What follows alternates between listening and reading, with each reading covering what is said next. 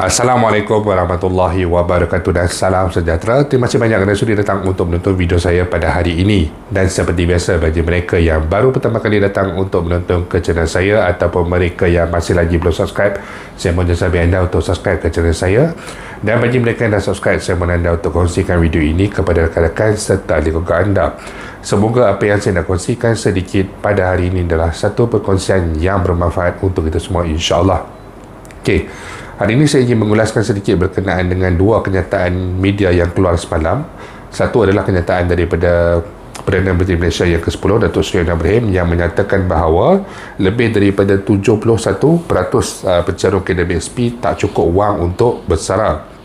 Antara kenyataan yang menarik dalam kenyataan tersebut adalah apabila beliau menyatakan bahawa situasi ini secara langsung menunjukkan bahawa 71% atau lebih 2/3 daripada ahli aktif mencarum yang berumur 55 tahun dan ke bawah berada dalam situasi yang serius di mana jumlah dana mereka tidak mencukupi untuk melepasi paras kemiskinan.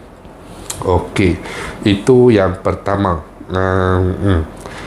Dia telah menyebutkan di sini bahawa jumlah bagi pencarum yang aktif mencarum 71% tidak mencapai nilai media yang telah ditetapkan dan mungkin hanya berbaki beberapa peratus lagi menempati nilai.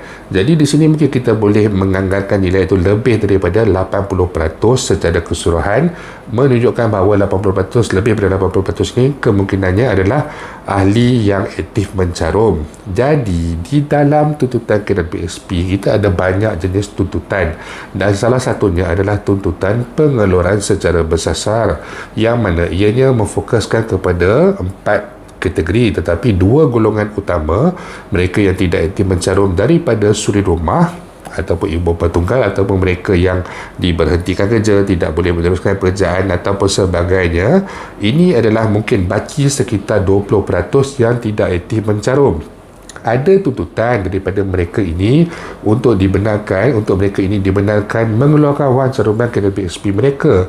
Kenapa tidak dilihat tentang perkara ini? Kenapa masih lagi tidak ada sebarang ulasan bagi golongan minoriti, iaitu mereka yang tidak aktif mencarum ini, apabila mereka ini meminta untuk dibenarkan keluarkan wang KWSP mereka kerana mereka sudah tidak bekerja. Pelbagai faktor, pelbagai keadaan dan sebagainya. Perkara ini boleh diperhalusi, boleh dijadikan salah satu orang kata kaedah pengeluaran oleh KWSP bagi pilihan, kata yang dari suri rumah dan sebagainya, berikan pilihan kepada mereka untuk akses wang KWSP mereka. Saya banyak kali sangat saya lihat apa yang susah sangat nak berikan kebenaran atau nak berikan jawapan ataupun nak berikan respon berkenaan dengan pengeluaran untuk golongan-golongan yang tidak aktif ini. Itu yang pertama berkaitan dengan kenyataan ini. Dan yang berkaitan dengan perkara kedua pula adalah apabila beliau menyatakan sedemikian, kalau kata beliau ada mempertimbangkan perkara ini secara holistik untuk diberikan secara menyeluruh kepada pencarum KWSP semua, tetapi kesannya memang akan berikan impak yang besar kepada pencarum dan juga kepada KWSP itu sendiri. Jadi apa salahnya dalam kita menantikan dividen KWSP yang akan diumumkan kelak? Apa salahnya dibuka untuk pengeluaran bagi jumlah dividen pelaburan tahun 2022 yang mana yang pencarum akan perolehi insya-Allah pada hujung bulan ini ataupun awal bulan depan?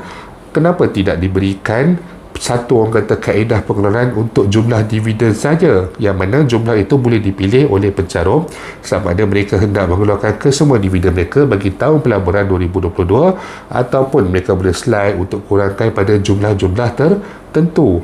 Setidak-tidaknya pelaburan asas mereka tidak terganggu, caruman asas mereka tidak terganggu.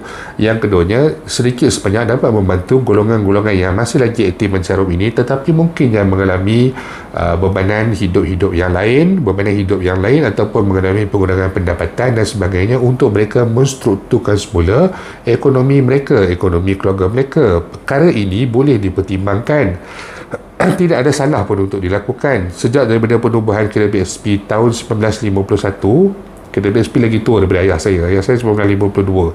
Okey, jadi benda ini tak pernah berlaku, tetapi COVID telah menyebabkan ada 4 pengeluaran dan tidak ada sebarang masalah pun kalau KWSP membenarkan pengeluaran dalam bentuk dividen diberikan secara tunai kepada pencarum yang berkenan, yang berminat untuk membuat pengeluaran. Apa salahnya diberikan peluang untuk mereka ini setidak-tidaknya untuk mengakses dividen? Walaupun dividen itu satu perkara yang baik, tetapi dapat dividen hasil daripada pelaburan, dividen itu pula digunakan pula untuk pelaburan yang berikutnya. Perkara yang baik, tetapi langkah masa panjang untuk pencarum dan juga untuk KWSP, tetapi setidak-tidaknya jika dibenarkan dikeluarkan satu penyelesaian masalah jangka pendek kepada pencarum-pencarum di luar sana, sama ada yang aktif mencarum ataupun tidak mencarum. Jadi ada banyak orang kata solusi perkara yang boleh dilihat untuk membantu rakyat Malaysia, terutamanya sekali daripada pencarum KWSP. Kemudian yang seterusnya, apabila ditanyakan pandangan beliau berkenaan ataupun pendirian beliau berkenaan dengan isu KWSP ini, antara sebab yang menyebabkan beliau tidak mahu membenarkan pengeluaran adalah dia akan menyebabkan kekangan bagi penyertaan ke dalam peluang-peluang pelaburan baru dan akan memberikan kesan secara langsung dari segi kehilangan potensi pulangan jangka masa panjang yang turut menjejaskan peluang bagi menjana pendapatan untuk tujuan pembayaran dividen kepada ahli di masa hadapan. Kita tahu KWSP menggunakan wang pencarum untuk melabur dan kita akan mendapat faedah daripada segi dividen.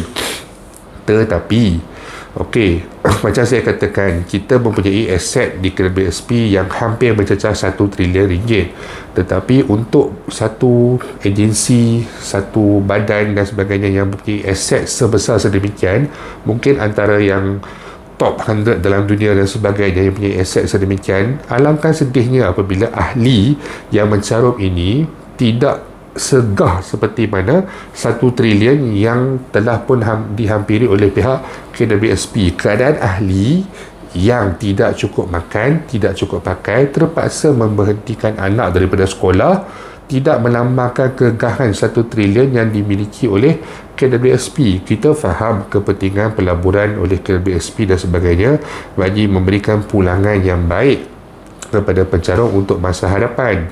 Dan sejak pada tahun 1951 hingga sekarang pun pulangan pun adalah sekitar, saya tak pasti jika pernah mencecah 7%, tetapi sekitar 4 hingga kepada 6% sahaja. Jadi dah hampir 70 tahun pun dia adalah sekitar range itu sahaja. Jadi kalau kita nak cakap pasal pelaburan kesediaan masa panjang, saya pun tak tahu jika 20 tahun akan datang dividen kita boleh mencecah 15% ataupun 20%, wallahualam. Tapi setidak-tidaknya pertimbangkanlah untuk kepada pencarum KWSP ini, kerana mereka ini adalah merupakan sama ada golongan yang aktif ataupun tidak aktif mencarum ini, mereka merupakan penyumbang kepada hasil apa yang dilaburkan oleh pihak KWSP. Jadi setidak-tidaknya dari segi satu sudut, daripada kelompok golongan yang tidak aktif mencarum ini, benarkanlah mereka keluarkan wang KWSP mereka. Kemudian walaupun KWSP mungkin akan mengalami kekurangan simpanan mereka disebabkan pengeluaran ini, namun itu satu perkara yang terpaksa dihadapi oleh pihak KWSP kerana wang ini adalah wang pencarum. Walau kita faham digunakan untuk pelaburan dan sebagainya, tetapi sampai satu tahap terpaksa dikeluarkan, terpaksa diberikan kepada pencarum, dan ini adalah antara langkah-langkah yang KWSP perlu ambil untuk bersedia berhadapan dengan perkara ini. Jadi kalaulah kata disebabkan berlakunya pengeluaran secara bersasar ini menyebabkan ada keterjejasan sedikit kepada pelaburan KWSP, nak tak nak KWSP terpaksa membiasakan diri, kemudian dalam tempoh 5 tahun 10 tahun ni perbaikilah semula pelaburan dan sebagainya. Kita tahu hari demi hari caruman akan masuk, kan, orang baru yang pencen pun ramai, yang baru bekerja pun ramai dan sebagainya. Seperti yang kerajaan kata, kadar pengangguran kan pun dah menurun, dah berkurang. Maksudnya mereka yang mencarum ini sepatutnya semakin bertambah. Jadi apa yang nak dirisaukan jika dibenarkan kepada pengeluaran kepada golongan yang tidak aktif ini? Apa yang nak dirisaukan tentang kesan jangka masa pelaburan, sedangkan wang ada masuk dan mereka boleh menggunakan untuk melabur di masa hadapan. Kemudian berhenti kepada kenyataan Perdana Menteri ini. Yang berikutnya adalah berkenaan dengan satu cadangan untuk meningkatkan pembayaran gaji. Dia kata apa dia kata di situ, saya lupa dah. Naik gaji lebih penting daripada keluar KWSP.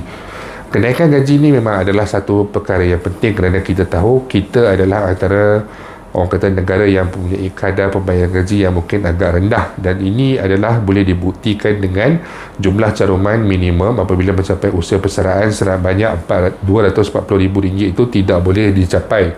Dan perkara ini sebenarnya pada dulu lagi, tetapi sebabkan COVID dan sebagainya barulah kita nampak perkara ini atau formula ini, sebab sebelum ni kita tak pernah disajikan dengan perkara-perkara tersebut. Jadi disebabkan hanya pengeluaran berjumlah sebanyak RM31,000 secara total maksimum daripada 4 pengeluaran KDBSP ni, dia tidaklah orang kata boleh menyebabkan pencarum tu tak cukup simpanan RM240,000. Masalahnya pencarum tak cukup simpanan RM240,000 adalah disebabkan kadar gaji di negara kita ini yang sangat rendah. Jika kadar gaji kita lebih komprehensif dan sebagainya, kita sudah pasti daripada kalangan pencarum ni boleh mencapai simpanan di dalam akaun KDBSP melebihi daripada RM240,000 yang telah ditetapkan oleh pihak kerajaan. Okey, jadi ini satu perkara yang perlu diambil kira oleh pihak kerajaan. Tetapi kita tahu sebelum ini pihak majikan pun apabila nak dinaikkan sebanyak 1,500 gaji minimum, ramai majikan yang melenting dan sebagainya. Ini antara halangan-halangan yang dihadapi sekarang ini. Jadi kalau nak cerita pasal isu kenaikan gaji dan sebagainya, perkara ini tak boleh selesai dalam sekelip mata, tak boleh selesai dalam satu tempoh 2-3 bulan dan sebagainya, dan ianya akan berlarutan untuk satu tempoh masa tempoh jangka masa yang panjang. Okey, jadi mengulas juga berkenaan dengan isu kenaikan gaji dan sebagainya, ianya adalah mungkin lebih memfokuskan kepada mereka yang aktif mencarum, maksudnya mereka yang bekerja. Tetapi perkara ini tidak ada sebarang kegunaan ataupun tak relevan bagi golongan yang tak aktif mencarum. Bukan semua golongan yang tak aktif mencarum ni adalah pemalas, tetapi mereka ini mungkin menghadapi kekangan ataupun halangan-halangan tertentu, rumah, ibu bertunggal dan juga sebagainya. Jadi kalau kita bercakap tentang isu gaji dan sebagainya, ianya tidak difokuskan secara holistik, terutama sekali kepada pencarum yang tidak aktif mencarum, tetapi ianya memfokuskan kepada golongan yang aktif mencarum. Jadi tidak ada keadilan juga di situ. Dalam masa kita menuntut juga untuk kenaikan gaji, nasib bagi mereka yang tidak aktif mencarum ni juga harus dibela. Sebab tu sebarang kenyataan berkaitan dengan KDBSP ni, saya lebih suka kalau kadang-kadang tak ada lagi lah, kenapa tak boleh dilaksanakan untuk golongan yang bersasar ini, untuk suri rumah. Saya masih lagi tidak mendapat jawapan daripada mana-mana pihak secara rasmi ataupun secara tidak rasmi, walaupun saya tahu jawapannya sendiri. Tetapi kenapa seorang suri rumah yang mungkin dah berumur 48 tahun tidak boleh mengeluarkan wang KDBSP mereka? Mereka mungkin dah tak mencarum lebih daripada 5 tahun, 8 tahun, 10 tahun dan sebagainya. Jadi wang caruman mereka yang mungkin ada RM50,000, RM100,000 dan sebagainya, kenapa nak tunggu sehingga usia 55 tahun baru hendak dikeluarkan? Itu yang masih lagi belum dijawab dan masih lagi belum dijelaskan sehingga ke setakat ini. Jadi sebarang orang kata kenyataan berkaitan dengan apa yang dikeluarkan sehingga setakat ini, semuanya adalah perkara-perkara biasa yang semua pencarum pun boleh fikir. Jadi untuk pencarum semua, insyaAllah kita teruskan bersabar, kekalkan bertenang. Kita akan teruskan juga perjuangan kita ini sehingga kerajaan membenarkan untuk pengeluaran KDBSP secara bersasar, secara faul. Tak kisahlah janji, golongan yang menuntut ini akan mendapat hak mereka masing-masing. Jadi itu saja sedikit yang saya nak kongsikan pada hari ini. InsyaAllah jika ada sebarang perkembangan baru, saya akan berkongsikan kepada anda semua kelak. Bagi mereka yang mempunyai sebarang persoalan, sebarang masalah ataupun sebarang komen, anda boleh kongsikan di ruangan YouTube saya Fidah Selamat, Facebook saya Fidah Selamat Channel, ataupun TikTok saya Fidah Selamat 85. InsyaAllah kita akan jumpa lagi. Jangan lupa untuk share, jangan lupa untuk subscribe. Assalamualaikum warahmatullahi wabarakatuh.